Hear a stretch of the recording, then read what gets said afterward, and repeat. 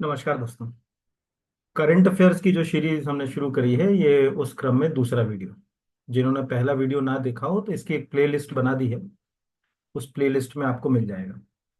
पहले भी मैंने फर्स्ट लेक्चर में भी मैंने ये बात आपको सबको बताई थी कि ये जो हम सीरीज चला रहे हैं, इसका उद्देश्य केवल करंट अफेयर्स आपका कंप्लीट नहीं कराना है। इससे ऑलमोस्ट आपका 50% सब्जेक्ट का knowledge, history, geography, polity, economics, ये सब टॉपिक्स भी कवर कराएंगे। और नेचर बताने की कोशिश करेंगे कि एग्जाम में क्वेश्चंस कहाँ से पंच हो रहे हैं। तो चैनल को सब्सक्राइब नहीं किया है तो प्लीज चैनल को सब्सक्राइब कीजिए। ज्यादा से ज्यादा कमेंट्स बॉक्स में मैसेज लिखिए। बताइए कि आपको क्या चीज नई मिल रही है, क्या आपको सीखने को मिल रहा है, और क्या इसमें अगर कुछ सुधार चाहिए तो वो भी बता सकते हैं आप यहाँ पर। तो चलिए शुरू करते हैं। और उम्मीद है कि आपको पसंद ही आएगा, क्योंकि ये जनरली हाँ, ये मैं आपको एक चीज जरूर बता दूं, आप में से अगर किसी को लगता है कि वो वन लाइन फैक्ट वाला करंट अफेयर्स करता है, एक लाइन पढ़ी और हो गया, तो उसको ये वीडियो अच्छा नहीं लगेगा। क्योंकि डिस्क्रिप्टिव नेचर का है और एग्जाम को क्वालिफाई करने की अप्रोच पे बेस्ड है पूरा, है ना। तो चलिए शुरू करते हैं। पहला क्वेश्चन आपको सामने दिख रहा होगा, जम्मू कश्मीर विधानसभा के संबंध में कौन सा कथन असत्य है। पहले तो समझिए प्रश्न क्यों पूछा गया। अभी हरियाणा और जम्मू कश्मीर में जब इलेक्शंस के रिजल्ट आए, तो जम्मू कश्मीर में जब असेंबली बनी और उसके बाद अब जहाँ वहां पर जो है वो सरकार का गठन हुआ, काउंसिल ऑफ मिनिस्टर ने जो है वो शपथ ले ली, तो प्रश्न पेपरों में छपा क्या क्या वास्तव में जो है वो स्टेट जैसी पावर होगी या नहीं होगी। स्टेटहुड तो मिला नहीं है, यानी राज्य का दर्जा तो है नहीं, संघ शासित प्रदेश है। क्या चैलेंजेस फेस होंगे, ये सब बातें जो है वो पेपरों में छप रही हैं। तो हमें लगता है कि अगर हम इसको पॉलिटी के नजरिए से देखें, यानी कॉन्स्टिट्यूशन वाली पेपर के हिसाब से, तो क्या क्वेश्चन आ सकते हैं। देखिए पहला, कुछ स्टेट्समेंट से जम्मू कश्मीर विधानसभा के संबंध में भाग 8 में प्रावधान है, तो ध्यान से समझिए। अगर आप भारत के किसी भी स्टेट के बारे में बात करेंगे तो कॉन्स्टिट्यूशन का पार्ट 6 जो है वो स्टेट से रिलेटेड। जैसे मुझे मध्य प्रदेश की बात करना है, मध्य प्रदेश की विधानसभा, काउंसिल ऑफ मिनिस्टर, विधानसभा अध्यक्ष, चीफ मिनिस्टर, तो मुझे पार्ट 6 के अंदर जाना पड़ेगा, उसके आर्टिकल देखो। बट जो यूनियन टेरिटरीज हैं भारत के अंदर, चाहे वो पौंडीचेरी हो, दिल्ली हो, जम्मू कश्मीर हो, या अदर कोई यूनियन टेरिटरी हो, वहां एडमिनिस्ट्रेशन कैसे होगा, वहां का प्रशासन कैसे होगा, वहां विधानसभा अगर हम गठित कर रहे हैं, काउंसिल ऑफ मिनिस्टर बना रहे हैं, वो कैसे काम करेगी, इसके लिए कॉन्स्टिट्यूशन में एक सेपरेट पार्ट है, पार्ट 8। तो कॉन्स्टिट्यूशन के पार्ट 8 के तहत ये पहला पॉलिटी का क्वेश्चन है। उम्मीद है कि क्वेश्चन आएगा आपको। ठीक है, यूपीएससी भी पूछ सकती है और एमपीपीएससी अदर एग्जाम्स में भी आएगा। दूसरा, जम्मू कश्मीर विधानसभा के संबंध में आर्टिकल 239A में प्रावधान है, ये भी सही है। अब ध्यान समझिएगा, जो पार्ट 8 है कॉन्स्टिट्यूशन का, उसमें 239 जो आर्टिकल है, उसमें जब 239AA यानी का के ऊपर अपन जाते हैं, वो अलग है दिल्ली के लिए। ठीक है, यानी दिल्ली के लिए अलग से प्रावधान है। देखिए इसको पहले समझने की कोशिश करिए, मैं आपको दिखा भी देता हूं। तो जैसे अगर आप यहाँ पर टाइप करें पार्ट 8 इंडियन कॉन्स्टिट्यूशन, जैसे ये टाइप किया, और अगर हम सिंपल अगर कहा जाए कि यहाँ से ये हम पार्ट 8 पर चले गए, तो जब हम पार्ट 8 पर गए तो ये लिखा है यूनियन टेरिटरी, यानी साफ है कि पार्ट 8 में यूनियन टेरिटरी होगी। अब यहाँ पर लिखा हुआ है 239A, पार्लियामेंट में भी law create the union territories. अब ये यहाँ पौंडीचेरी के लिए, इसी को अमेंड करके अब इसमें जम्मू कश्मीर डाला है। जबकि 239A को देखोगे तो ये अलग से है दिल्ली के लिए, यूनियन टेरिटरी दिल्ली के लिए अलग से। तो दिल्ली की प्रक्रिया अलग है, यहाँ के अलग है। तो अगर आपको कोई जम्मू कश्मीर वाला आएगा तो 239A आएगा। कैसे आएगा, यहाँ पर नीचे देखिए। ये अभी जब जम्मू कश्मीर से राष्ट्रपति शासन को खत्म किया गया, तो ये ऑफिशियल प्रेस रिलीज है, लिखा है भारत के संविधान के अनुच्छेद 239 और 239A के साथ जो अगर कहा जाए, जम्मू कश्मीर पुनर्गठन अधिनियम 19 को धारा की इतनी इतनी की शक्तियों के तहत ये हमारे काम करें। तो हमारे लिए साफ है। पहला तो हमको ये बात बहुत अच्छे से क्रिस्टल क्लीन होना चाहिए कि कॉन्स्टिट्यूशन के पार्ट 8 के तहत होगी। उपराज्यपाल वहां की प्रशासनिक व्यवस्था को जो है वो देखेगा। 239A के तहत वहां की जो विधानसभा है उसके बारे में बात होगी। जैसे भारत के दूसरे राज्यों में काउंसिल ऑफ मिनिस्टर यानी मंत्री परिषद के लिए प्रावधान है कि विधानसभा की जो टोटल मेंबर स्ट्रेंथ है उसका 15% हो सकता है। इससे जो है वो ज्यादा नहीं हो सकता, सबको ये मालूम होगा। सेंट्रल में भी यही है कि टोटल जो लोकसभा की स्ट्रेंथ है उसका 15% हो सकता है, according to 91st constitutional amendment. ये ऑलमोस्ट हमको सबको मालूम। बट ये जो अगर कहा जाए क्लॉज है या ये जो प्रावधान है संविधान का, ये जम्मू कश्मीर पे एप्लीकेबल नहीं। यहाँ की विधानसभा, अधिकतम विधानसभा का 10% हो सकती है, इससे ज्यादा जो है वो नहीं हो सकती। तो नॉमिनेट मेंबर और इलेक्टेड मेंबर को अगर हम मिला लें यहाँ पर, ओवरऑल अगर हम प्रक्रिया देखें तो 10 से ज्यादा सदस्य इसमें नहीं होंगे। ये भी ध्यान रखना, ये आएगा क्वेश्चन, क्यों आएगा?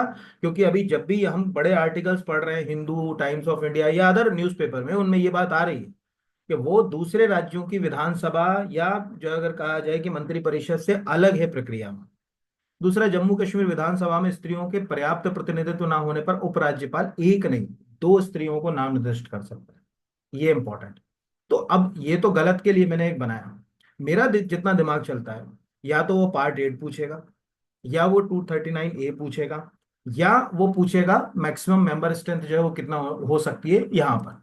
क्योंकि अगर आप पिछले 3-4 साल के पेपर देखें तो मतलब विधानसभाओं वाला जो क्वेश्चन है वो कॉमन जो है वो कई बार जो है वो पूछा जा चुका है। यानी 91st जो है वो कॉन्स्टिट्यूशनल अमेंडमेंट के ऊपर हर कभी, मतलब एमपीपीएससी में भी मुझे लगता है कि 2 बार ये क्वेश्चन जो है वो आ चुका है कि 2003 का 91st कॉन्स्टिट्यूशनल अमेंडमेंट के तहत मध्य प्रदेश विधानसभा की सदस्य संख्या कितनी हो सकती है, तो हमको मालूम है 15%, यहाँ फिट नहीं बैठता। तो आपको क्लियर है, ऑलमोस्ट समझ में आ जाना चाहिए। जम्मू कश्मीर राज्य पुनर्गठन अधिनियम बहुत बड़ा है, उसको पढ़ने की जरूरत नहीं, बट इतने आर्टिकल आप याद रखना। और खासकर पार्ट 8 और आर्टिकल 239 और 239A दोनों याद रखना, तो गलत नहीं होगा। अब ये मैं आपको एक और चीज बताऊं, जब हम चीजों को पढ़ते हैं तो खाली वन लाइन से एग्जाम पकड़ में नहीं आते। आज अगर हम वन लाइन फैक्ट में जम्मू कश्मीर पढ़ लेते तो ये पॉलिटी का क्वेश्चन गलत हो जाता आपका। क्योंकि आपको जब पॉलिटी में आता, मतलब अगर कहा जाए यूपीएससी में आ गया कॉन्स्टिट्यूशन का क्वेश्चन, आप कहते रहे यार कितने आर्टिकल याद रखेंगे, 239 ये आर्टिकल पूछ ले। हमने हालांकि कभी पढ़ा नहीं। पार्ट 8 पूछ ले, हमारा कभी दिमाग ही नहीं चला। पर वो क्यों पूछ रहा है, कितना रिलेवेंट है, आप ये देखो ना। 2020 में जब अगर कहा जाए सीजीएल का एग्जाम हुआ था, जब आप देखिएगा उसमें सेम क्वेश्चन आया था पार्ट 8 वाला। क्यों आया था? उसके कारण क्योंकि 2019 में जम्मू कश्मीर को यूनियन टेरिटरी में कन्वर्ट किया, तो पार्ट 8 पूछ लिया। अगला क्वेश्चन भी इंपॉर्टेंट है जो है एससीओ के बारे में। अब एससीओ अभी इसलिए चर्चा में है क्योंकि देखो, एक तो पाकिस्तान से हमारे 2015 के बाद से रिलेशन बिल्कुल अच्छे नहीं, और हम पाकिस्तान गए भी नहीं। हालांकि पाकिस्तान के विदेश मंत्री, अभी एससीओ का एक समिट हुआ था 2022 में गोवा में, वहां आए थे। बट हमने जो है अगर कहा जाए पाकिस्तान जो है वो नहीं गए। अब हमारे विदेश मंत्री पाकिस्तान गए, पाकिस्तान ने भी आगे बढ़ के बात करी कि हाँ भाई, प्रधानमंत्री मोदी आते तो अच्छा रहता, वहां के लीडर्स ने भी बोला। तो प्रश्न अब ये आपको जो है अगर कहा जाए कि पूछा जा सकता है कि, सॉरी वो 2022 बोल रहे हो ना, 23, ये प्रश्न पूछा जा सकता है कि जो एससीओ है, ये संघीय कोऑपरेशन है, उसके बारे में। एक तो इसकी स्थापना 2001, दूसरा पूरे 10 मेंबर कंट्री के नाम आपको याद रखना पड़ेंगे क्योंकि अभी ये बहुत ज्यादा रोल जो है वो इंपॉर्टेंट प्ले कर रहा है। तीसरा, अभी जुलाई में देखो, जस्ट 1 साल पहले जुलाई में इसमें ईरान मेंबर बना था। अभी जुलाई में जो अगर कहा जाए बेलारूस इसमें मेंबर बन गया है ना, तो रूस का सहयोगी है बेलारूस, तो बेलारूस 10वां मेंबर बन गया। भारत 2001 में संस्थापक मतलब फाउंडिंग मेंबर में था, ये गलत है। जब 6 सदस्यों ने इसको बनाया, ये नीचे मैंने इसका जो है वो आर्टिकल लगाया है, ये इंडियन पार्लियामेंट की ऑफिशियल वेबसाइट के ऊपर उनके आर्काइव पे डला हुआ है। तो उस समय 6 मेंबर जो है वो अगर कहा जाए इसमें थे। बाद में उन्होंने संतुलन स्थापित करते, उनको लगा अगर भारत को हमने इसमें केवल मेंबर बना लिया तो पाकिस्तान को बुरा लगेगा। क्यों? क्योंकि चीन के साथ पाकिस्तान के संबंध अच्छे हैं। तो 2017 में जो आर्टिकल में आपको दिख रहा है, 2017 में इंडिया और पाकिस्तान दोनों इसके मेंबर। तो अब जो है अगर कहा जाए, आपको ये याद रखना है, नंबर 1, कि इंडिया और पाकिस्तान कब से मेंबर है। आंसर जो है अगर कहा जाए आपके 2017 पहला। दूसरा कि 2024 में एससीओ में कौन सा नया जो अगर कहा जाए मेंबर जो है वो जुड़ा, तो इस वाले में भी जो है वो आपको आर्टिकल जो है वो क्वेश्चन जो है वो आएगा। और तीसरा कि एससीओ का गठन जो है अगर कहा जाए कि कब हुआ, तो ये भी क्वेश्चन जो है वो आपको मुझे लगता है कि पूछा जा सकता है। अब इसमें देखने वाली बात है कि क्या जो है वो क्वेश्चन जो है वो आएगा यहाँ पर। तो इसमें कुछ ना कुछ मुझे लगता है कि एक आध क्वेश्चन जो है वो आपको पंच हो सकता है या बन सकता है। अब वो क्या बनेगा वो देखना। तो ये याद रखिएगा, अच्छा हेल्दी जो है वो क्वेश्चन है। हाँ, एक क्वेश्चन यूनिक दे रहा हूँ। ये जो लिखा हुआ है ना, ये वाला क्वेश्चन, शायद ये क्वेश्चन आपसे पूछ ले गलत करने के लिए, क्योंकि ये फॉरेन मिनिस्टर्स का ही समिट था, हमारे यहाँ हुआ था और इसमें पाकिस्तान आया भी था। शायद उसी संतुलन के लिए हमने हमारे विदेश मंत्री को भेज दिया कि यार चलो ऐसा ना लगे कि हमारे यहाँ समिट हुआ, वो आए तो हम गए ज नहीं। तो ये भी एक आपने को याद रखना है। तो ये 2-3 चीजें मैंने आपको बता दी कि क्या आ सकता है।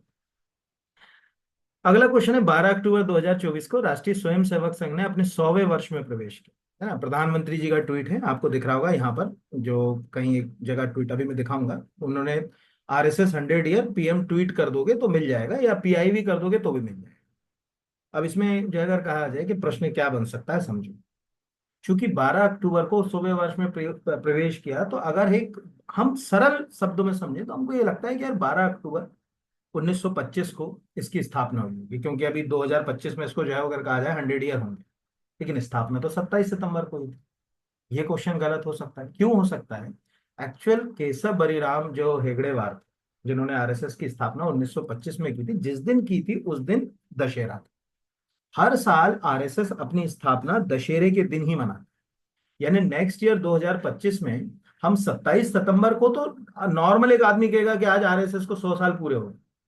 बट RSS अपनी स्थापना का जो भव्य कार्यक्रम होगा, वो आप देखिएगा, जो नेक्स्ट ईयर दशहरा पड़ेगा उस दिन सेलिब्रेट करेंगे।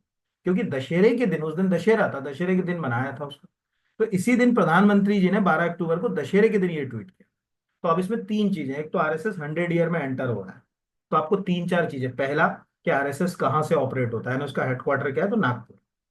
दूसरा कि RSS को खड़ा किसने किया, तो डॉक्टर केशव बलीराम जो है वो हेगड़ेवार जो थे, वो इसके फाउंडिंग फादर थे जिन्होंने इसको खड़ा करा।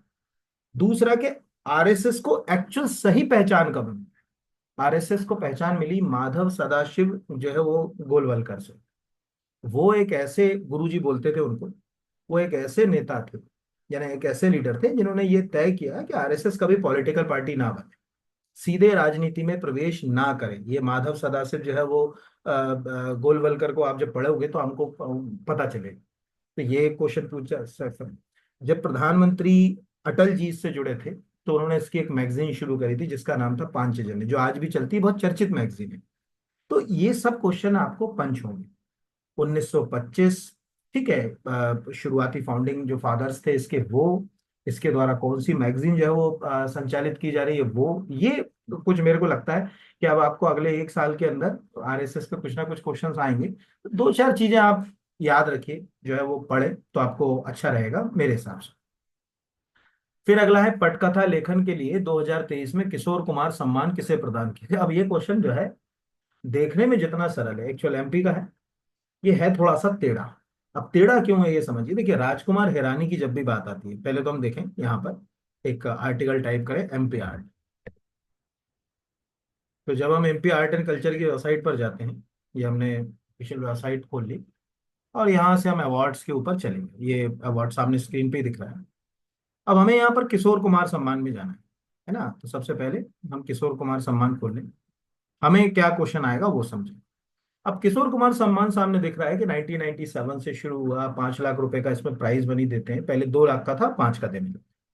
चार अलग अलग फील्ड लिखी, अभिनय, ठीक है, यानी एक्टिंग, पटकथा यानी स्क्रिप्ट राइटिंग, गीत लेखन यानी लिरिसिस्ट कोई भी हो, और निर्देशन यानी डायरेक्शन। तो डायरेक्शन डायरेक्टर को दे सकते हैं, किसी लिरिसिस्ट को दे सकते हैं, किसी स्क्रिप्ट राइटर को दे सकते हैं, किसी एक्टर को दे सकते हैं, कोई भी, इनको हम किशोर कुमार सम्मान से सम्मानित करते हैं।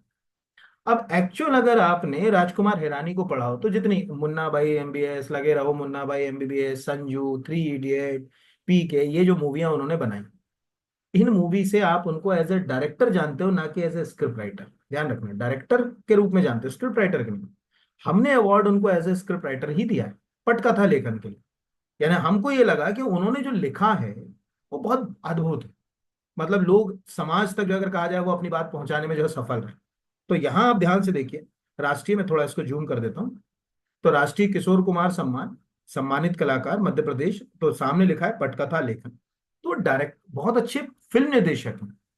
तो यहाँ पर आपको दिख रहा है कि मध्य प्रदेश संस्कृति विभाग द्वारा निर्देशन, अभिनय, पटकथा, गीत में वार्षिक जो है वो अगर कहा जाए ये सम्मान दिया जाता है, अलग अलग समय पर अलग अलग। जैसे ऋषिकेश मुखर्जी बड़े फेमस जो है वो डायरेक्टर थे, इतनी फिल्में बनाई उन्होंने, चुपके चुपके और इस तरह की गई। राजकुमार हिरानी को जैसे विवेक रंजन अग्निहोत्री याद होगा ना, कश्मीर फाइल्स, वो डायरेक्टर है, ये भी डायरेक्टर है, बट यहाँ पर पटकथा ले, ये याद रखना। ऐसे क्वेश्चन एग्जाम में 100% गलत होते बच्चों में। उनको लगता है कि यार ये तो मैं मतलब उसके पास एक तो और प्रॉब्लम क्या होती है एग्जाम्स में, चार फील्ड में दिया जा रहा है, वो चारों लिख देगा किस फील्ड में, आंख बंद करके बच्चा डायरेक्शन मार के आएगा। वो कभी भी जो अगर कहा जाए पटकथा लेखन की तो बात ही नहीं करेगा। अगला है ट्राई द्वारा दूर संचार नियामकों के लिए अंतर्राष्ट्रीय सम्मेलन। तो तीन चीजों के ऊपर हुआ है ना, एक तो मोबाइल कांग्रेस, एक 6G के ऊपर, ठीक है। ये समिट दिल्ली में हुआ। तो कोई भी क्वेश्चन आ जाए, जैसे सपोज मान के चलिए वर्ल्ड टेलीकॉम जो है वेस्टर्नाइजेशन असेंबली समिट कहाँ हुआ, इंडियन मोबाइल कांग्रेस समिट जो है वो कहाँ हुआ, ठीक है, 6G के ऊपर अभी हाल ही में समिट कहाँ हुआ, सब में आपको ये नई दिल्ली मारना है। तो ट्राई द्वारा दूर संचार नियामकों के ऊपर 2024 में जो है वो जो है वो इंटरनेशनल समिट कहाँ कराया गया था। तो ये वन लाइन फैक्ट का है, अगर आपको लगता है तो लिख सकते। अब कुछ क्वेश्चंस एमपी के हिसाब से देखिए, ये जो आप, चूंकि हम जब ये वीडियो बनाते हैं तो हमें दो तरह के बच्चों को इसमें टारगेट करते हैं। एक अदर स्टेट जैसे राजस्थान, उत्तर प्रदेश, बिहार या अदर स्टेट्स, उनके हिसाब से जो अच्छा स्टैंडर्ड वाला सब्जेक्ट के साथ लिंक होगा करंट। और दूसरा एमपी, चूंकि हम एमपी से हूं मैं, तो मेरे एमपी के बच्चों को भी जो है वो ध्यान में रखना पड़ता है। तो अब यहाँ पर ये प्रश्न है, कई बार आपने पहले तो प्रश्न के नेचर को समझिए। कई बार आपने देखा होगा कि एमपी के जो क्वेश्चंस पेपर होते हैं फॉरेस्ट सर्विस के या अदर टेक्निकल एग्जाम्स के या स्टेट सर्विस के, ऐसी कोल माइंस, ऐसी जगहों के नाम पूछते हैं, आप कहते हैं यार इतनी गाइडें पढ़ ली, कहीं नहीं लिखा। अब ये प्रश्न पहले पूछा क्यों है, तो इस प्रश्न के लिए मैं थोड़ा सा आपको नीचे जो है अगर कहा जाए ले जाता हूँ। ठीक है, पहले तो इस प्रश्न को यहीं दिखाता हूँ, 1 मिनट रुकिएगा ना, मैं 1 मिनट होल्ड करिए, मैं एक फाइल साथ में इसके लिए खोल लूँ। अब जो मैंने प्रश्न पूछा है ये सासन कोयला खदान वाला, पहले पूछा क्यों है इसको समझने के लिए यहाँ, अभी मध्य प्रदेश में 17 और 18 अक्टूबर को जो है वो माइनिंग कॉन्क्लेव का आयोजन हुआ। इस माइनिंग कॉन्क्लेव में हमको कई चीजों की जानकारी मिली, जैसे यहाँ हमको पता चला कि हम किन मिनरल्स में नंबर 1 2 3 के ऊपर हैं। जैसे यहाँ पे लिखा हुआ है कि मध्य प्रदेश मैग्नीज कॉपर के उत्पादन में हम देश में प्रथम स्थान पर हैं। रॉक फॉस्फेट में, मैं थोड़ा जूम करके दिखा देता हूँ, ये देखिए, यहाँ आप पढ़ पा रहे होंगे, यहाँ लिखा हुआ है कि मध्य प्रदेश जो है वो मैग्नीज कॉपर के उत्पादन में पहले स्थान पर, रॉक फॉस्फेट में दूसरे स्थान पर, चूना पत्थर में यानी लाइम स्टोन में तीसरे, कोयले के उत्पादन में चौथे स्थान पर है। हमारे पास 200 सालों का कोयले का भंडार है। यहाँ पर कुछ एक फोटो भी है जो दैनिक भास्कर में आई थी, उसी का जो है वो इलाका। इसके अलावा जनसंपर्क का एक आर्टिकल छपा उसी दिन, उसमें जो है वो मुख्यमंत्री जी ने जो कहा उसका पूरा आर्टिकल। इस आर्टिकल को जब मैं पढ़ रहा था तब मुझे ये चीज समझ पड़ी कि इस आर्टिकल में उन्होंने बहुत ज्यादा जोर दिया है इस शासन नाम की कोल माइन का।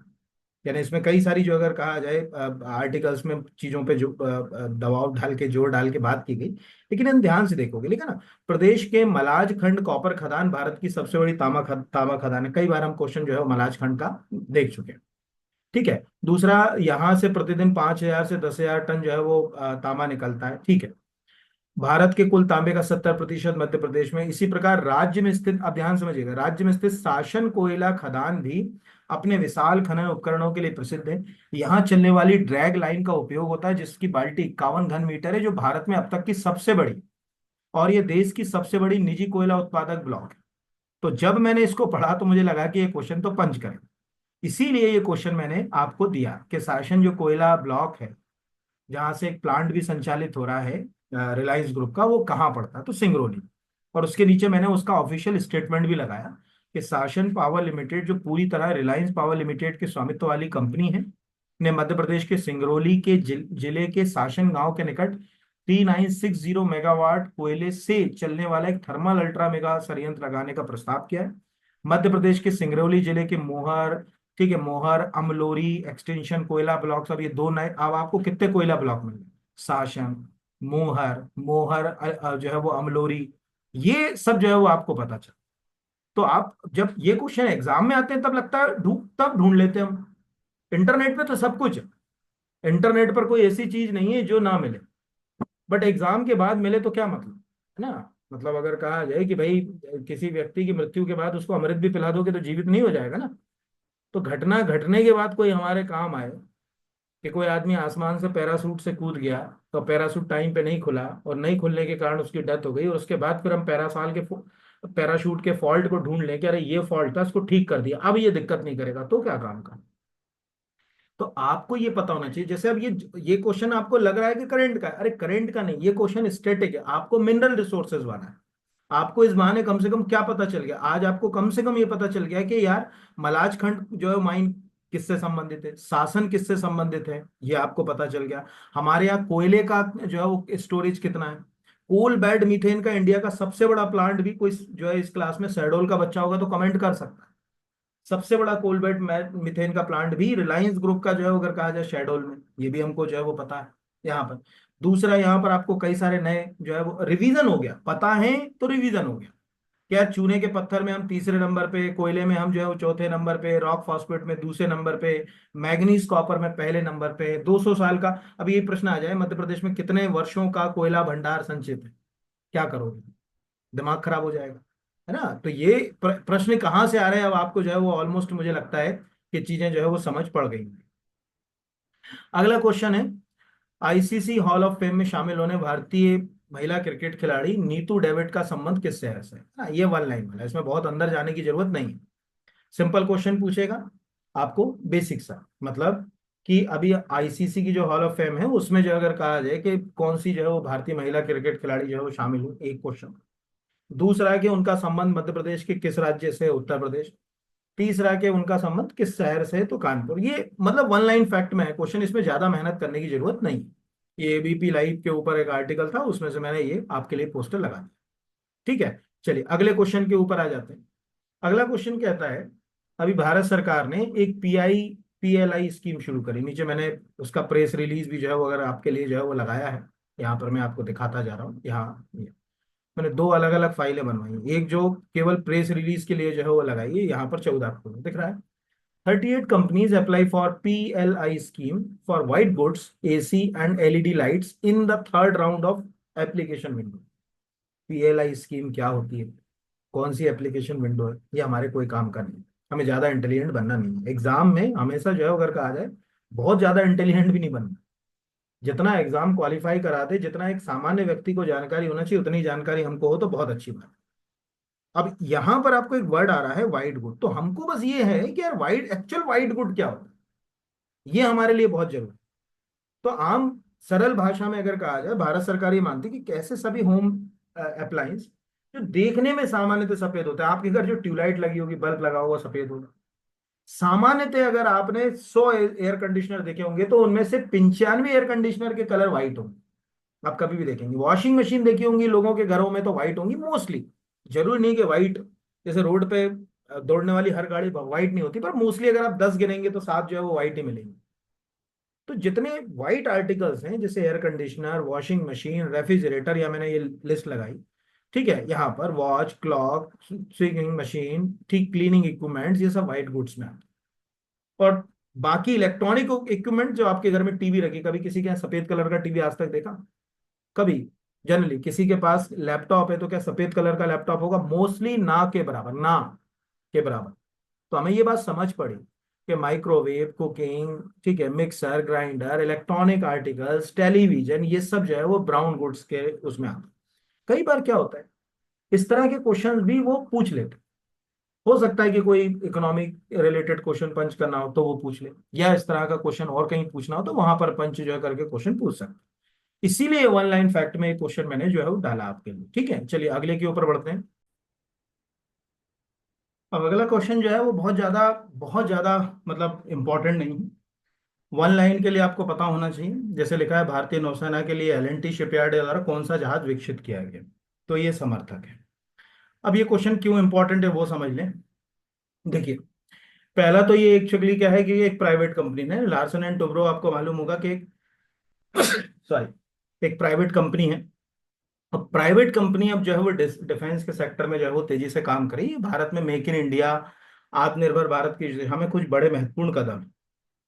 तो अब हम जैसे अगर कहा जाए एयरक्राफ्ट कैरियर जो है वो खुद ही बनाने के लिए कोशिश कर रहे हैं, नहीं तो 75 सालों तक हमने जो है वो किसी ना किसी कंट्री से ही कोई ना कोई एयरक्राफ्ट कैरियर लिया। और नया जो है अगर कहा जाए कि कोई भी एयरक्राफ्ट कैरियर, यहाँ हम शिप की बात कर रहे हैं, मैं एक एग्जांपल दे रहा हूं कि आज जो अगर कहा जाए कि हमारे पास अपना खुद का बनाया हुआ या नया खरीदा हुआ कोई एयरक्राफ्ट कैरियर है, नया जो अगर कहा जाए, चाहे हम आईएनएस विक्रमादित्य की बात करें तो वो भी हमने जो अगर कहा जाए सेकंड हैंड लिया, जिसको जो है वो गोरस्कोप के नाम से जो है वो रशिया के पास था पहले। अब जो है अगर कहा जाए शुरुआत की बात करें, जब 60s में जाओगे तो विक्रांत की बात करें तो वो ब्रिटेन का था, सेकंड हैंड हमने लिया था, जिसका नाम था एचएमएस हरक्यूलिस। वो एचएमएस हरकुलिस को हमने जो अगर कहा जाए आईएनएस विक्रांत के नाम से जो है वो इस्तेमाल करना जो है शुरू किया। अब हम खुद जो है वो काम कर रहे हैं। मेक इन इंडिया, आत्मनिर्भर भारत, इस दिशा में अब हम जो है वो काम करना शुरू कर चुके हैं। और उसका बेनिफिट जो है अगर कहा जाए ये है कि आज हमारे पास एयरक्राफ्ट कैरियर भी हम खुद बनाने की कोशिश कर रहे हैं। कई हमारे यार्ड्स हैं जैसे कोची शिप यार्ड, और इसके ऊपर जो है अगर कहा जाए काम हो रहा है।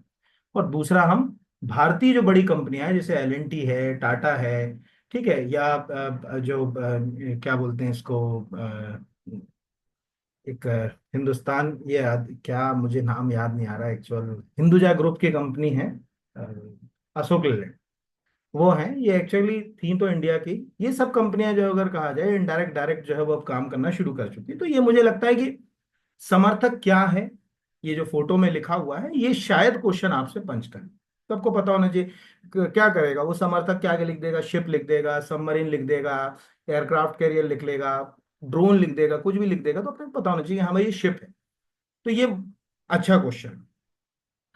दूसरा, पांचवें जल पुरस्कार 2023 के संबंध में, ये क्वेश्चन बहुत इंपॉर्टेंट है। देखिए आज इंडिया में मध्य प्रदेश को हम नदियों का मायका कहते हैं, ढेरों नदियां हैं। तो नदियों से संबंधित क्या जो प्रयास है उसमें हमको तो ज्यादा पुरस्कार मिलना चाहिए। हम तो ये कहते हैं कि कई कैटेगरीज में हम अवार्ड जीत सकते हैं।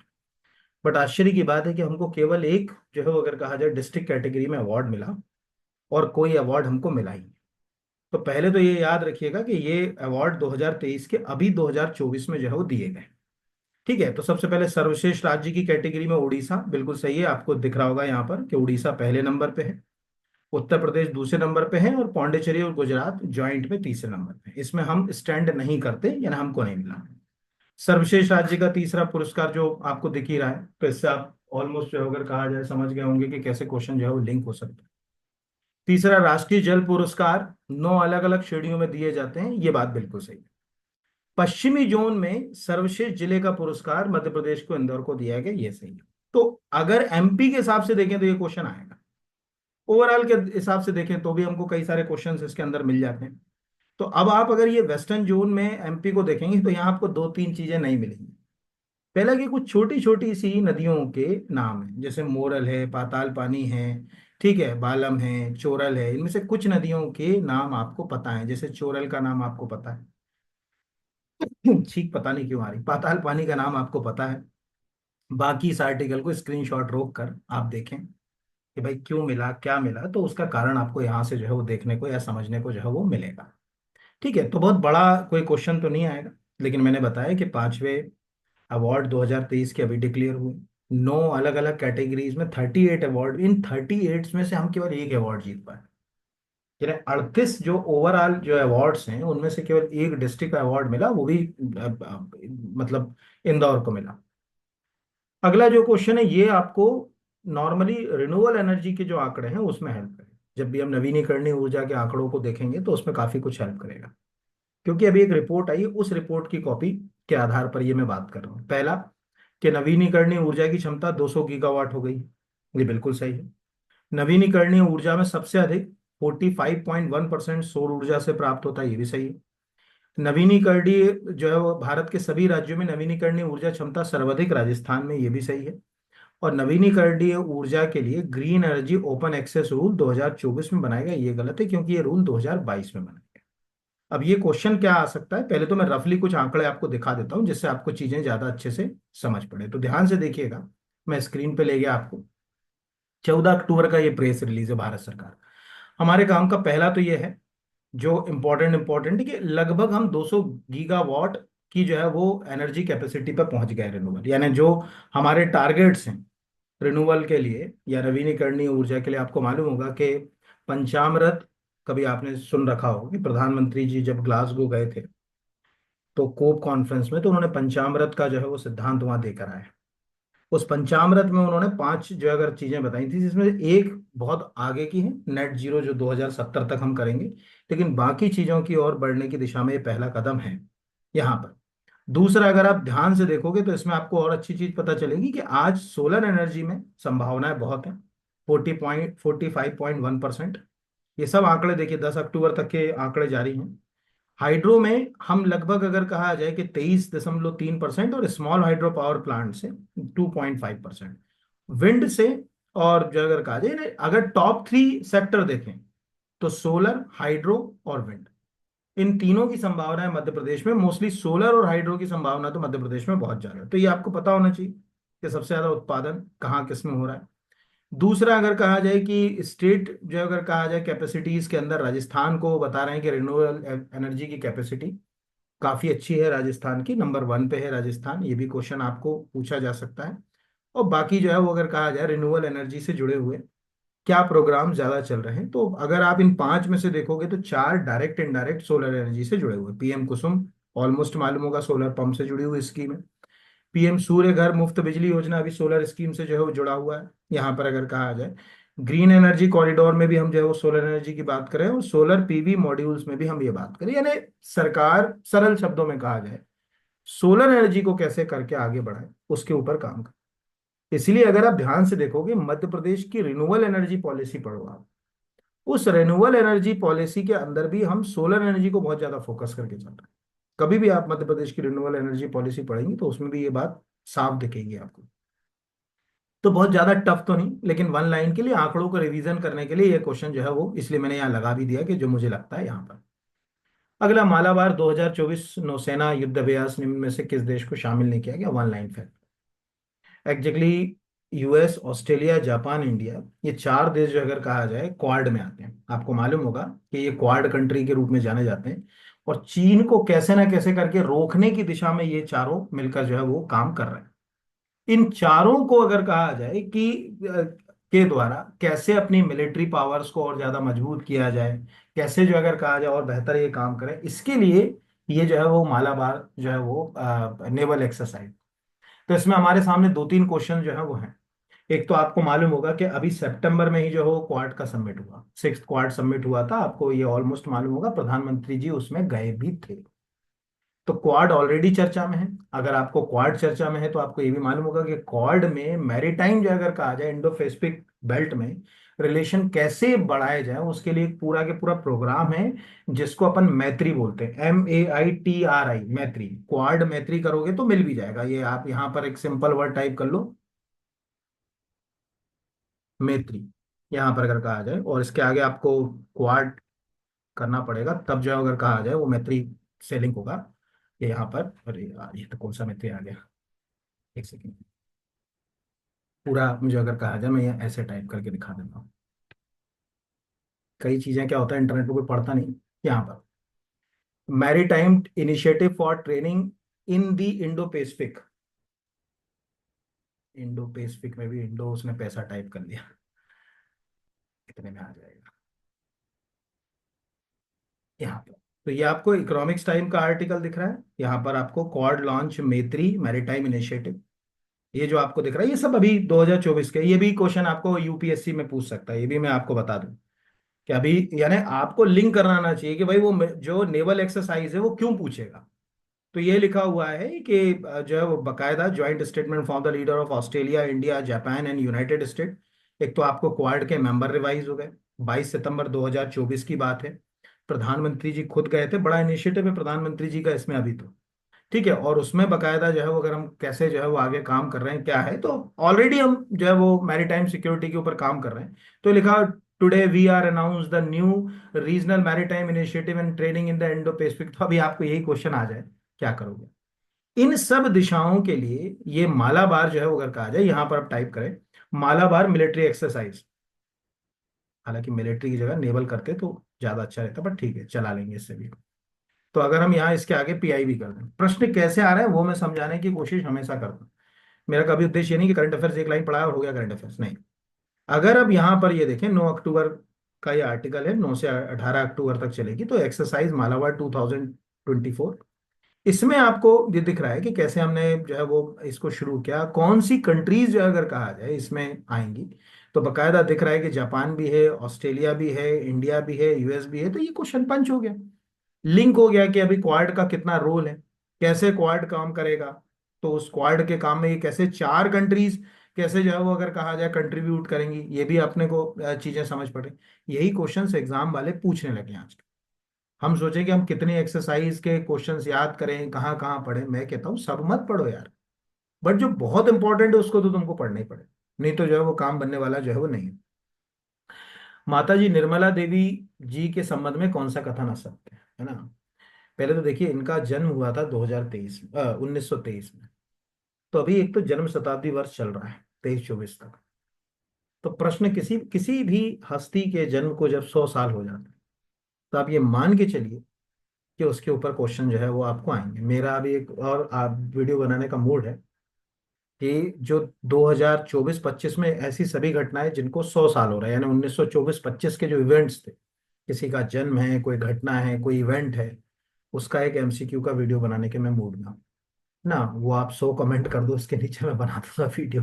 क्योंकि मुझे ये समझ नहीं पड़ता, टू वे कम्युनिकेशन होगा तब मुझे समझ पड़ेगा। भाई मैं पढ़ा रहा हूँ, आपको कितनी चीजें मेरी काम की लग रही हैं, कितना आपके यूजफुल है, उसके ऊपर सब कुछ टिका हुआ है। तो पहला तो माता जी निर्मला जी क्यों क्वेश्चन आ सकता है। अगर हम ओवरऑल इंडिया की सिनेरियो में बात करें तो 100 ईयर है तो आएगा। क्योंकि उनकी जो संस्था है वो पूरे दुनिया में काम कर रही है, सहजयोग। ठीक है, कभी भी आप सहजयोग इंस्टीट्यूट को पढ़ेंगे तो आपको पता चलेगा, जैसे आज जग्गी वासुदेव जी का नाम आप सुनते हैं, ऐसा ही एक बड़ा नाम जो है वो इनका है। तो पहला तो दिख रहा है कि माता जी निर्मला देवी जी का जन्म शताब्दी पर 100 रुपए का सिक्का भी, स्मारक सिक्का जारी किया, ये सही है। उनका जन्म छिंदवाड़ा में हुआ, ये एमपी के बच्चों के लिए, कि उनका जन्म कहाँ हुआ था 1923 में, छिंदवाड़ा। आध्यात्म क्षेत्र में उनको टेम्पल्टन अवार्ड से सम्मानित किया गया, ये गलत है। और उन्होंने सहज योग नाम के संस्था की स्थापना की, ये सही है। तो पहले तो एक सिंपल सा है, माता निर्मला देवी जी का फोटो देख लीजिए, आपको लगेगा हाँ हमने देखा है, इनके बारे में हमने सुन रखा है, या आप में से हो सकता है कि कोई इनके सहज योग संस्थान से जुड़ा हो। तो आपको ये फोटो आपको स्क्रीन के ऊपर दिख रही है, बहुत बड़ी हस्ती है, बहुत बड़ा नाम अगर कहा जाए उनका। ठीक है, और सहज योग से पूरी दुनिया के लोग जुड़े हुए हैं, है ना। तो ये आपको सहज योग का ऑफिशियल वेबसाइट है। इस ऑफिशियल वेबसाइट पे पहले ही आर्टिकल में हमारी बात संतुष्ट हो रही है कि श्री माता जी निर्मला देवी प्रारंभिक बचपन और परिवार सहयोग के सपना प्रतिष्ठित डैश डैश डैश, उनका जन्म 21 मार्च 1923 को डैश डैश डैश अगर कहा जाए छिंदवाड़ा में हुआ है। ये आप मत समझना ऐसे लिखा है, ट्रांसलेटेड हो रहा है वो गूगल से, इसलिए आपको ऐसा दिख रहा है, इंग्लिश में करते तो अलग आ जाता। तो एक तो ये लिंक हो गया। दूसरा, अब हमने गलत क्या करा, हमने गलत करा टेम्पल्टन। एग्जैक्टली क्या होता है, स्पिरिचुअल वर्ल्ड में, आध्यात्मिक युग में, या जन सेवा के लिए कोई काम कर रहा हो, धर्म से संबंधित कोई विचार दुनिया तक पहुंचा, उस क्षेत्र में काम करने वाले लोगों को टेम्पल्टन अवार्ड दिया जाता है। ठीक है, जैसे आप डॉक्टर राधा कृष्णन देखें, सर्वपल्ली राधाकृष्णन, उनको टेम्पल्टन अवार्ड से सम्मानित किया। बाबा आमटे को भी मिला। बाबा आमटे तो धर्म पे नहीं लिखते थे, यहाँ पर उन्होंने तो कुष्ठ रोगियों के लिए भी जो है वो अगर कहा जाए कि काम किए यहाँ। तो एक ये हमें समझ में आना चाहिए कि टेम्पल्टन अवार्ड जो है वो मिल तो इसी फील्ड में रहा, लेकिन इनको नहीं मिला। तो मैंने नीचे लिस्ट भी लगाई इसकी कि टेम्पल्टन अवार्ड बड़ा प्रेस्टिजियस अवार्ड है स्पिरिचुअल वर्ल्ड में। अगर आप देखोगे तो नोबेल के इक्विवेलेंट ही है ये, इतना बड़ा पुरस्कार माना जाता है, गिने चुने लोगों को ही मिला। Mother Teresa, doctor Sarvepalli Radhakrishnan, Baba Amte, Pandurang Shastri Athavale, कोई महाराष्ट्र का आपका रिलेटिव हो या दोस्त हो ना, उनसे पूछना पांडुरंगा शास्त्री अटवाल, तो आपको एहसास होगा कि वो कितनी बड़ी हस्ती थे, कितने लोगों को मुख्य धारा में लाए। वहां जो लोग अपने आप को कमजोर, पिछड़ा, दलित समझते थे, जिन लोगों को लगता था कि हमको जो है वो लोग सम्मान नहीं कर रहे हैं, हम सोसाइटी से कट रहे हैं, ऐसे लोग जो अगर कहा जाए किसी कारण किसी गलत दिशा में चले गए, उन सबको मेन स्ट्रीम में जो अगर कहा जाए कि पांडुरंगा शास्त्री अटवाल जी लाए, बहुत बड़ा नाम, बहुत बड़ा, अगर आप महाराष्ट्र में तो बहुत बड़ा नाम। तो ये सब हस्तियों को टेम्पल्टन अवार्ड से समझो अगर कहा जाए या पुरस्कार से सम्मानित किया जा चुका। कभी आप अपने स्तर पर भी टेम्पल्टन अवार्ड पढ़ेंगे तो आपको आर्टिकल मिल जाएगा। फिर हाल ही में प्रधानमंत्री जी ने स्वामी समर्थ का चिन्ह भेंट किया गया। ठीक है, इसमें मैंने फोटो नीचे लगाई है, आपको दिख रहा होगा पीआईबी पे। अब ये वन लाइन का क्वेश्चन है, आपको सिंपल पूछेगा कि स्वामी समर्थ का संबंध भारत के किस राज्य से है, महाराष्ट्र, उत्तर प्रदेश, गुजरात, तो ये वन लाइन का अगर आप याद रखना चाहें तो। नहीं तो बहुत बड़ा जो है अगर कहा जाए कोई क्वेश्चन जो है वो इसमें नहीं आएगा। अगला है कि हाल ही में मध्य प्रदेश के ओरछा को विश्व धरोहर सूची में शामिल करने के लिए डोजियर, डोजियर का मतलब उसके जो डॉक्यूमेंट्स हैं, क्या क्या है वहाँ, क्या साइट्स हैं, उनका हिस्टोरिकल इंपॉर्टेंस क्या है, उनके एथेंटिक सोर्स क्या है, वो सब सरकार क्या करती है, जो तैयार करती है उसको डोजियर कहते हैं, और डोजियर बना के भेज दिया। अब इसमें भी लोग कंफ्यूज हैं कि वो, अभी तो कई लोगों ने ट्वीट कर दिया है कि ओरछा जो है वो वर्ल्ड हेरिटेज बन गई, अभी नहीं बनी भैया, अभी तो गई है। 27-28 की बैठक में तय होगा कि बनेगी कि नहीं बनेगी। ठीक है, वैसे तो मुझे उम्मीद है कि ओरछा जो है वो वर्ल्ड हेरिटेज में आ जाएगा, इसमें कोई दो राय, लेकिन अभी नहीं हुआ है, अभी केवल प्रक्रिया शुरू हुई है उसकी, वहां उन्होंने एक्सेप्ट कर लिया, मतलब कि हम आपकी बात को, जैसे अपन से कहते हैं ना कि अपन किसी कलेक्टर के पास गए, उसको अपन ने आवेदन दिया, उसने ले लिया आवेदन, तो अपने को लगता है कि यार कम से कम हम मेरा आवेदन वो पढ़ेंगे। उसने कहा नहीं यार मैं नहीं ले पाऊंगा, आप किसी और को दो, तो फिर कहानी हो जाती। तो एक तो ये है कि अब चूंकि ओरछा चर्चा में आ गया है, और ओरछा ऐसे भी जो है वो आपको राजा राम टेम्पल के कारण, क्योंकि वहाँ भगवान श्री राम की जो पूजा होती है एज ए राजा होती है, ऐसे भगवान जो है वो उनको वहां पर नहीं पूजते। तो ओरछा के मंदिरों को आप अपने स्तर पर जरूर पढ़ें। अभी तो ओरछा इतना ज्यादा फेमस हो गया इंडिया में, कई बड़ी बड़ी फिल्में, अभी एक फिल्म आने वाली है भूल भुलैया 3, देखिएगा, जब आप उस फिल्म को देखें जब रिलीज होगी, तो आपको ये आज की क्लास याद आएगी, आपको ओरछा के मंदिर घाट उस फिल्म में कई जगह पिक्चराइज है, कई जगह उनको सीन को दिखाने की कोशिश उन्होंने की। तो ओरछा में क्या है, अब प्रश्न ये है कि आपको ओरछा अपने स्तर पर पढ़ना, मैं आप सोचो कि मैं पूरे बुंदेलों की छतरियां और उनके जो मंदिरों में जो चित्र हैं या उनकी चित्रकला, वो पूरा अभी इस आर्टिकल में करंट में पढ़ा दूं तो नहीं। बट रफली क्वेश्चन गलत कैसे होते हैं, जैसे अमर महल ओरछा में फेमस है, लेकिन लोगों को अमर महल के बारे में ज्यादा लोगों को नहीं मालूम। राजा राम मंदिर सबको मालूम है, चतुर्भुज मंदिर मालूम है, अब उसमें लिंक करके क्वेश्चन अगर लक्ष्मण मंदिर डाल दूं, लक्ष्मण मंदिर के लिए खजुराहो फेमस। आप इंटरनेट पे सिंपल अगर लक्ष्मण मंदिर ही टाइप कर दोगे तो खजुराहो का ही मंदिर खोलेगा और कहीं का नहीं खोलेगा, इतना फेमस है खजुराहो का लक्ष्मण मंदिर। जैसे कंदरिया महादेव खजुराहो में फेमस है, वैसे लक्ष्मण मंदिर। अब गलत क्या होता है, ये क्वेश्चन सपोज अभी पीएससी प्री में या किसी इस तरह के एग्जाम में आ जाता है, तो आप सोचते हैं यार तीन तो मंदिर दिख रहे हैं, राजा राम लक्ष्मण चतुर्भुज, वो आपको डाइवर्ट करता। पेपर सेटर की एक आदत होती है, वो बच्चे को बहुत मतलब हमेशा वो बच्चे को आंसर तक ले जाने की कोशिश करेंगे कुछ क्वेश्चन में, कुछ में डाइवर्ट जरूर करेंगे। जैसे अमिताभ बच्चन देखिए, केबीसी में कुछ क्वेश्चन में आपको आंसर तक ले जाएंगे कि आप गलत बोल रहे हैं सुधार सकते हो, और कुछ में जो अगर कहा जाए वो डाइवर्ट भी कर दे।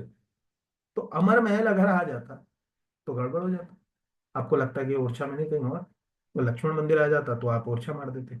इसीलिए मैं आपसे उम्मीद कर रहा हूँ कि आप एक बार ओरछा को पढ़ें, क्योंकि अभी राज्य सरकार जो भी अगर कहा जाए कि स्टेटमेंट्स जारी कर रही है, उसमें ओरछा को काफी जो है वो बताने की, जैसे इसमें ही शायद मैंने एक आध कोई स्टेटमेंट कहीं लगा रखा है, तो मैं आपको दिखा भी देता हूँ, दिख जाएगा शायद, होगा यहाँ पर, पता नहीं, अगर इसमें नहीं होगा तो फिर अलग से मैं जो है अगर कहा जाए पीआईबी की उस पर ही दिखा दूं। अब पीआईबी तो राज्य सरकार ने क्या करा, ओरछा को वर्ल्ड हेरिटेज मान ही लिया। अभी पीआईबी के दो तीन मैंने प्रेस रिलीज पढ़े तो मुझे आश्चर्य हुआ कि उन प्रेस रिलीज में तो यही मान लिया गया कि ओरछा जो है अगर कहा जाए वर्ल्ड हेरिटेज लिस्ट में जो है वो शामिल हो गया यहाँ पर नहीं। अभी ओरछा वर्ल्ड हेरिटेज लिस्ट में शामिल जो है वो नहीं हुआ है, हो सकता है यहाँ पर। फिर अगला है प्रथम ASEAN India track one cyber policy dialogue का आयोजन कहाँ हुआ, सिंगापुर में। वन लाइन फैक्ट के लिए, अगर आप वन लाइन फैक्ट में याद करना चाहें तो याद करिए, ये केवल वन लाइन फैक्ट का क्वेश्चन है, कोई ज्यादा अंदर नहीं आएगा। डिजास्टर जो अगर कहा जाए रिडक्शन के लिए या आपदा जोखिम को कम करने के लिए 2024 में एशिया पैसिफिक मंत्रिमंडलीय सम्मेलन कहाँ हुआ। अब ये प्रश्न क्यों आएगा, ये इसके पीछे भी, इसमें मैं एमपी को फोकस करके एमपी के बच्चों को बता रहा हूँ। अगर आप एमपीपीएससी का सिलेबस देखेंगे तो उसमें डिजास्टर एक टॉपिक है। चूंकि आपदा एक टॉपिक है तो पेपर सेटर को एक बेनिफिट मिलता है कि वो इस टॉपिक को दो जगह कंपेयर कर सकता है, करंट से भी, अगर करंट में दे दिया तो इधर सब्जेक्ट का भी कवर हो गया, तो उसकी दबाव कम हो गया कि मेरे को ये टॉपिक लेना था, तो मैंने वहां के हिसाब से लिंक कर। तो इस तरह के क्वेश्चन वहां लिंक हो जाते हैं। तो जैसे मनीला लिखा है तो अपने को ये पता होना चाहिए कि हाँ भाई मनीला में हुआ, भारत ने जो है वो इसमें भाग लिया, ये मैंने स्क्रीनशॉट लगाया पीआईबी का, कि केंद्रीय गृह राज्य मंत्री नित्यानंद राय के नेतृत्व में। अब ये क्वेश्चन पकड़ने के तरीके देखिए, आर्टिकल अगर आप वन लाइन फैक्ट याद करेंगे और डिस्क्रिप्टिव पढ़ेंगे न्यूज़पेपर में से तो फायदा क्या। अगर आप इसको पढ़ पा रहे हैं, मैं आपको 10 सेकंड के लिए रोक रहा हूँ, इस आर्टिकल से आपको एक क्वेश्चन दिख रहा होगा, ठीक है, अभी मैं खुद रुक गया, अब मैं आंसर कर देता हूँ, क्योंकि अब ये टू वे तो है नहीं, लेकिन आप ये मैसेज कर सकते हैं मतलब इसी के ऊपर कमेंट में कि हाँ सर हमको भी समझ पड़ा कि ये चीज इससे लिंक हो रही है। आपको दिख रहा है कि वहां गृह राज्य मंत्री जा रहे हैं, और चूंकि कहाँ जा रहे हैं, आपदा में। तो ये क्वेश्चन कैसे लिंक हो गया कि यार डिजास्टर के ऊपर मिनिस्ट्री ऑफ होम अफेयर्स काम करता है, गृह मंत्रालय आपदा प्रबंधन पे काम करेगा, यानी आपदा से संबंधित चीजें जो होंगी उसमें गृह मंत्रालय की कंट्रीब्यूशन होगी। ये बिल्कुल वैसा है, जैसे मुझे याद आया कि मध्य प्रदेश ने जब हिंदी भाषा में मेडिकल की पढ़ाई के लिए पुस्तकों का विमोचन कराया था, तो गृह मंत्री जी भोपाल की यात्रा पर आए थे। है ना, अमित शाह जी। तो मैंने एक स्टूडेंट से पूछा था कि भाई अमित शाह को क्यों बुलाया ना, ये तो मेडिकल एग्जाम की बात हो रही। तो मुझे संतोषपूर्ण उत्तर नहीं मिला। फिर मैंने उनको बताने की कोशिश करी कि भाई आप अगर राजभाषा आयोग की बात करोगे, राजभाषा की बात करोगे, ऑफिशियल लैंग्वेज की बात करोगे, तो ये सब मिनिस्ट्री ऑफ होम अफेयर्स देखता है। आज हिंदी अगर संघ की राजभाषा है, आज भारत में अगर 22 जो है वो अगर कहा जाए राजभाषा जो है वो है, इनके बारे में अगर मुझे कुछ करना है तो मुझे गृह मंत्रालय की वेबसाइट पर जाना पड़ेगा।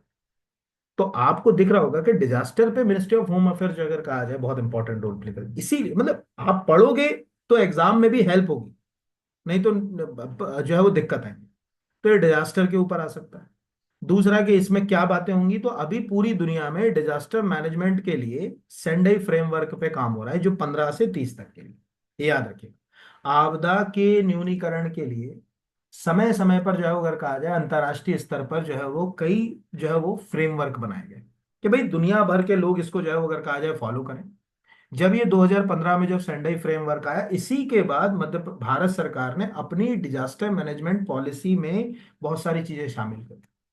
अगर आप इंडिया का जो है वो डिजास्टर मैनेजमेंट पॉलिसी पढ़ेंगे तो आपको ये मतलब लिंक होगा। जैसे ध्यान से देखिए, ये सेंडई फ्रेमवर्क कब का है, 2015 से 30, है ना। अब मैं एक कीवर्ड टाइप करता हूँ,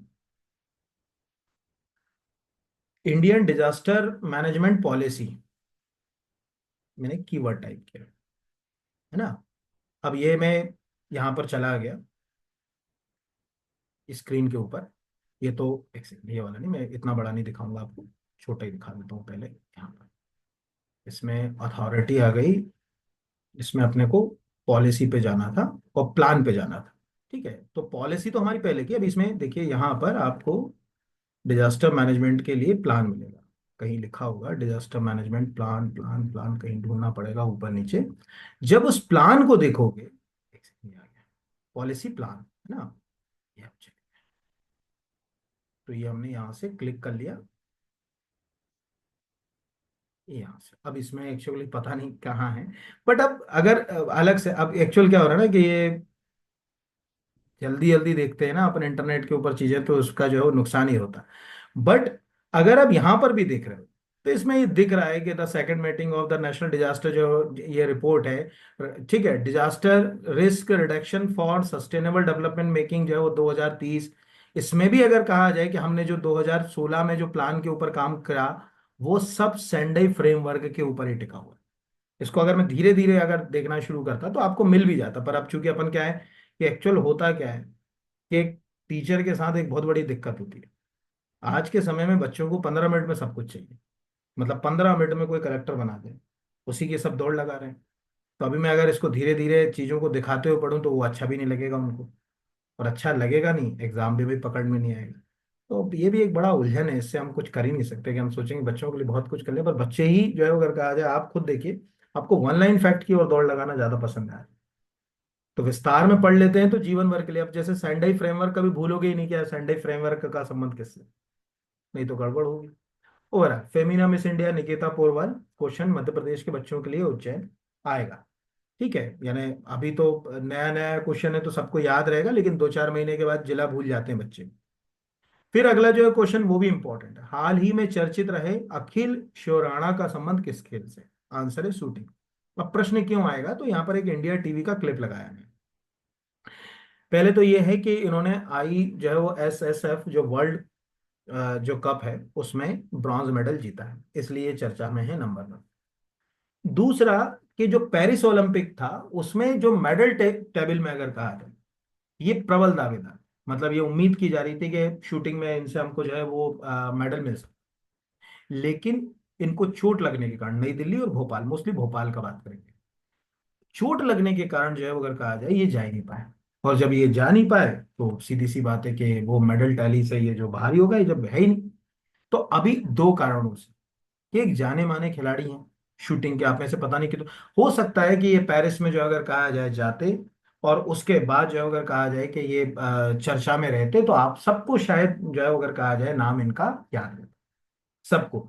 आज पेरिस ओलंपिक में जो हमने टोटल 6 मेडल जीते, आप में से कोई ऐसा नहीं होगा जिसको 6 लोगों का नाम जो है वो नाम मालूम।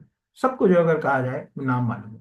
सबको मालूम होगा कि मनु भाकर, ठीक है, और स्वप्निल कोसाले, इनने जो अगर कहा जाए कि हमको मेडल जो है वो टेबल में जो है वो मेडल दिलाए।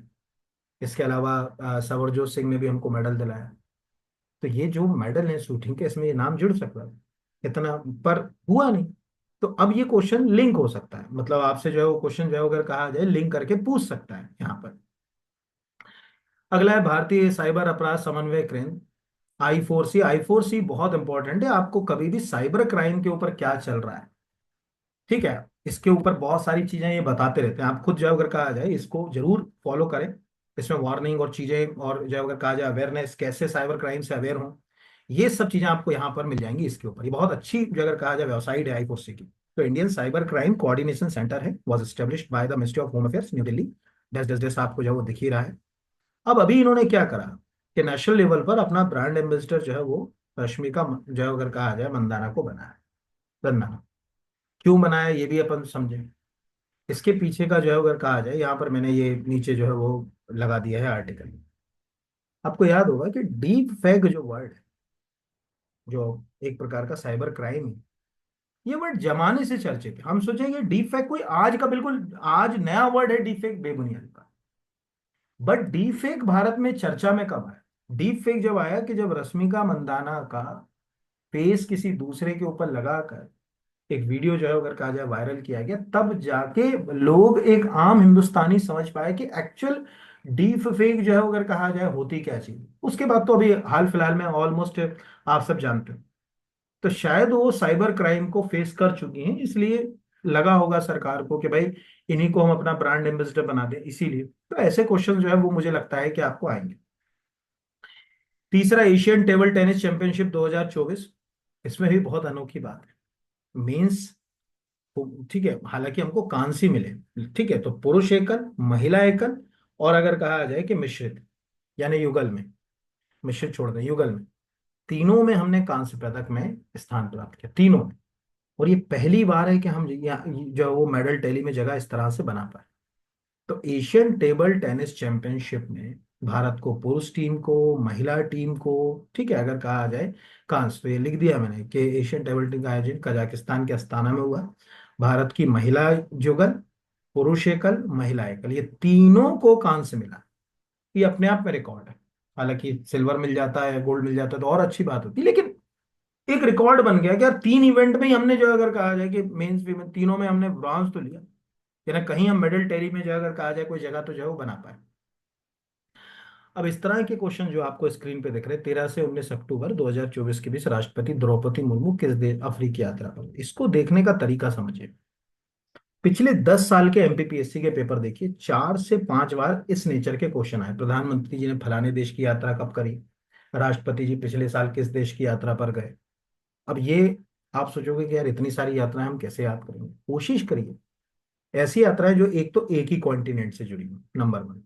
दूसरी, जहां लगभग 3 देश हो, क्योंकि 3 रहते हैं तो पेपर सेटर को 4 में से 3 ये लेना रहता है, एक अलग करना रहता है, तब क्वेश्चन आता है। तो अल्जीरिया, मॉरिटानिया, मालावी, इथोपिया, ये 4 में से इथोपिया नहीं गई वो। ये आपको स्क्रीनशॉट मैंने लगा दिया कि 13 से 19 अक्टूबर को वो 3 देश की यात्रा पे रही। अल्जीरिया रही, मॉरिटानिया रही और मालावी रही। बाकी आप इनके जो अगर कहा जाए कुछ और याद रखने की जरूरत है। स्कैम से बचो, ये भी क्वेश्चन आपको साइबर क्राइम रिलेटेड पूछ सकता है।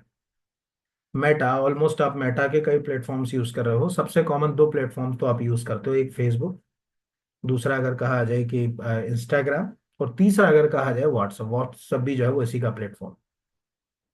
इन तीनों प्लेटफॉर्म पर आज सबसे ज्यादा स्कैम हो रहे हैं। जितने आपको लिंक्स आती हैं, व्हाट्सएप पे बहुत सारी लिंक्स आ जाती हैं, फेसबुक पे आपको लिंक्स मिल जाती हैं, ठीक है, इस इन लिंक्स से जो है अगर कहा जाए लोग किसी ना किसी साइबर क्राइम का हिस्सा बन जाते हैं, साइबर क्राइम में फंस जाते हैं, उनके साथ कोई जो है वो आर्थिक या फिशिंग वगैरह जैसे साइबर क्राइम हो जाते हैं।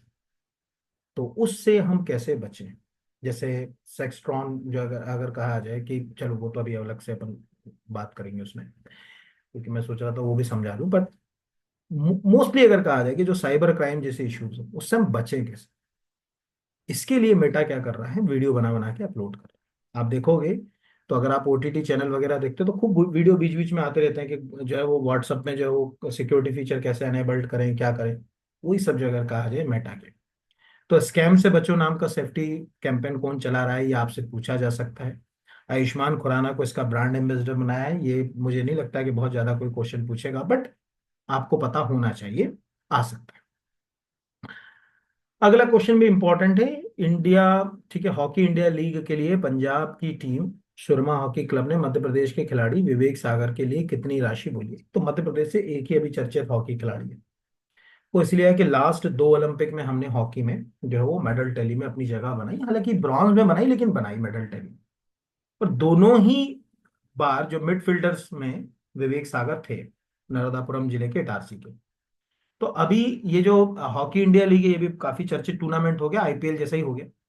तो अगर आप यहाँ देखेंगे तो इसमें लिखा हुआ है कि भाई सबसे ज्यादा अगर कहा जाए कि हरमनप्रीत सिंह को जो है वो अगर कहा जाए सूरमा हॉकी जो है क्लब ने 78 लाख रुपए में लिया। फिर उसके बाद Bengal tigers, UP Rudras, Tamil Nadu dragons, ये सब एक तो टीम है। ये आपको पता होना चाहिए कि टीमों के नाम सबसे ज्यादा किसको लिया, ये आपको पता होना चाहिए। दूसरा जो विवेक सागर को किस टीम ने लिया, तो ये दिख रहा होगा कि सूरमा हॉकी, एक सेकंड, जो है वो सूरमा हॉकी क्लब जो है वो अगर कहा जाए पंजाब का, उसने लिया 40 लाख रुपए में। ऐसे क्वेश्चन आजकल आने लगे। बाकी जब ये होगा तो उसमें कौन सी टीम जीतती है वो एक अलग क्वेश्चन। अब ये क्वेश्चन बिल्कुल अलग नेचर का क्वेश्चन।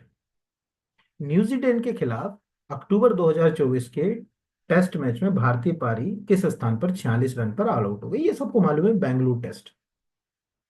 अब आप सोचोगे यार इसमें क्या है, ये बच्चे वाला प्रश्न क्यों पूछा?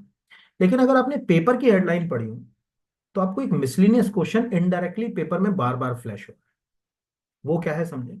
जब ये हम हारे, मतलब इतना कम स्कोर हमने उसमें जो है वो अगर कहा जाए टेस्ट में बनाया, तो एक पेपर में एक आर्टिकल छपा कि 91 साल के इतिहास में भारत का टेस्ट क्रिकेट में सबसे कम स्कोर 91 ईयर की। जब 91 ईयर की जब ये जो है अगर कहा जाए ये बात जब शुरू हुई, तब ये पहली बार बात समझ में आई कि एक्चुअल हम जो है अगर कहा जाए 91 साल पहले पहला टेस्ट मैच खेले थे। तो जैसे अगर हम यहां पर देखें तो आपको 1933 की कहानी याद आई। अब आप कहोगे कि ये कहानी क्या है, समझ नहीं आ रही। प्रश्नकर्ता इस साल आपसे पूछेगा कि भारत ने अपना पहला टेस्ट मैच किस साल खेला था, 1930, 35, 33। अब दिमाग खराब हो जाता है, कैसे याद रखूं। जैसे वो क्रिकेट वर्ल्ड कप था, तो पूछ लिया कि भारत ने पहला जो है अगर कहा जाए वनडे इंटरनेशनल कप खेल। अब बच्चे का दिमाग खराब। अरे ऑलरेडी वनडे इंटरनेशनल का मैच है, ऑलरेडी 50 साल अगर किसी इवेंट को हो रहे हैं तो हमको याद रखना पड़ेगा ना। तो यहाँ यही है कि 91 ईयर के, जैसे अगर अपन कीवर्ड याद करें यहाँ पर, एक सिंपल कीवर्ड में अपन पहले रख ली जाए, 91 साल के इतिहास में भारत का सबसे कम टेस्ट स्कोर, ये हमने टाइप किया। ये क्यों किया? क्योंकि अभी न्यूज़पेपर वाले इस तरह से आर्टिकल को पब्लिश कर रहे हैं। तो अभी आपको यहाँ पर ये दिख रहा है, जैसे अमर उजाला है, हमने अमर उजाला का ही खोल लिया। तो अमर उजाला में दिख रहा है कि इंडिया वर्सेस न्यूजीलैंड, भारत का 91 साल के इतिहास में अपने घर में न्यूनतम स्कोर।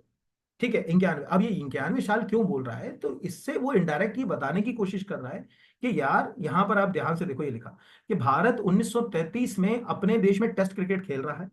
91 साल से टीम का न्यूनतम स्कोर है, यहाँ पर आंकड़ा भी जो अगर कहा जाए। तो अब आपको क्या समझ पड़ा कि 19 जो अगर कहा जाए 33 में अब इसी क्वेश्चन को अपन दूसरे तरीके से, ये तो आपको मैंने समझा दिया।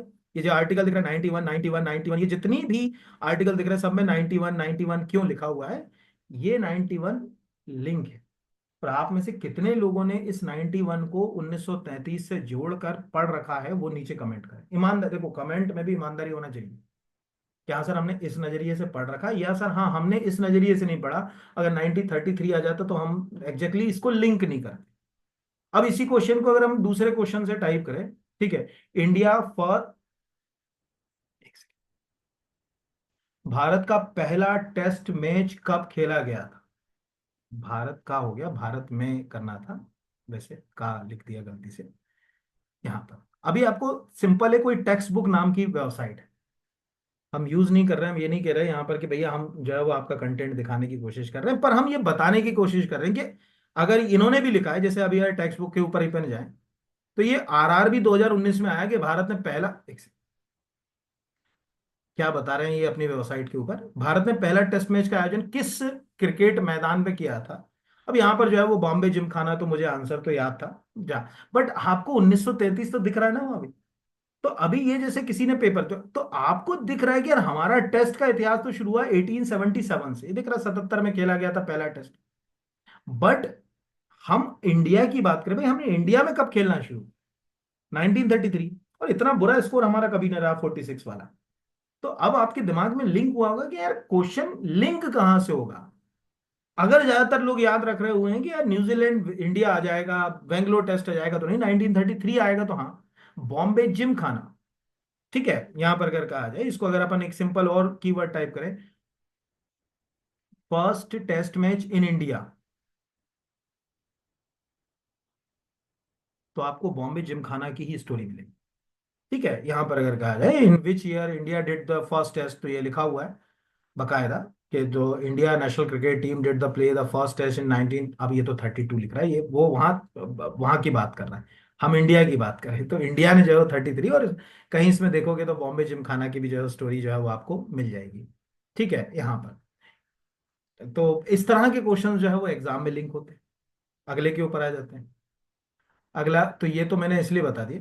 अब अगला है, सर्वोच्च न्यायालय में न्याय की देवी की नई प्रतिमा की आंखों से पट्टी हटा दी। ये भी अभी थोड़ा कंट्रोवर्सी में है, क्यों हटाया गया।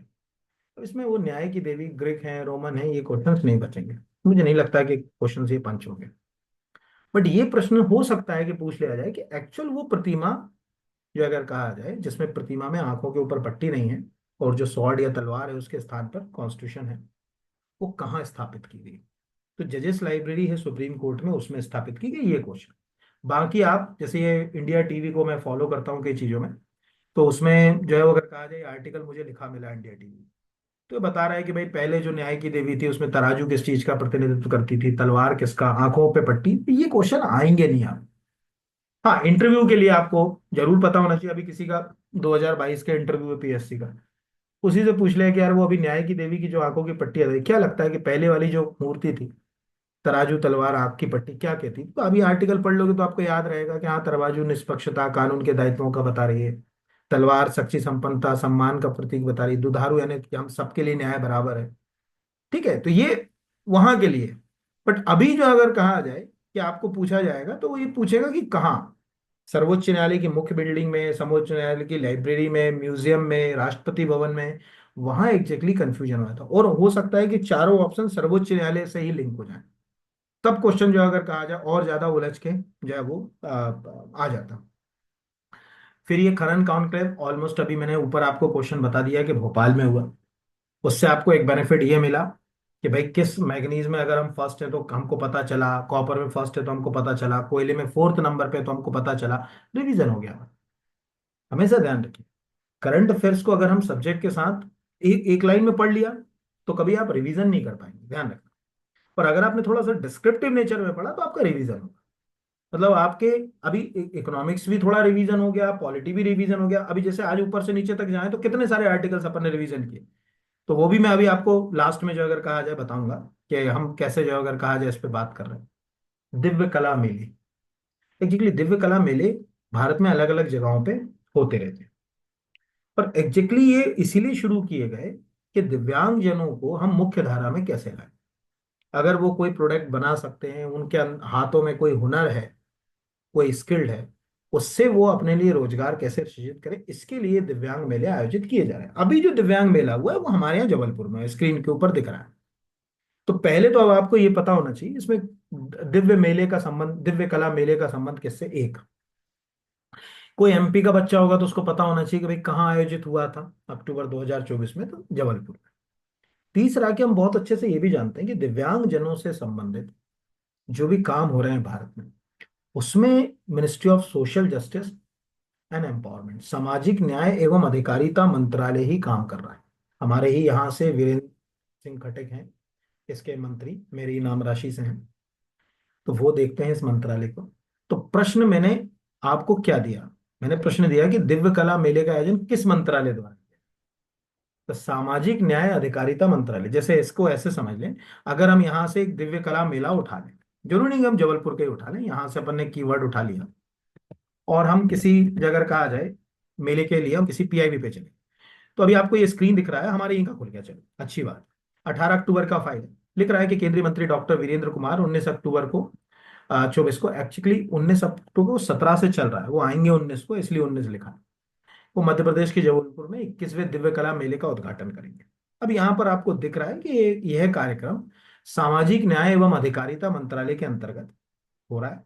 और इसके लिए एक जो है वो बकायदा जो है वो राष्ट्रीय दिव्यांगजन फाइनेंशियल कॉरपोरेशन काम करता है।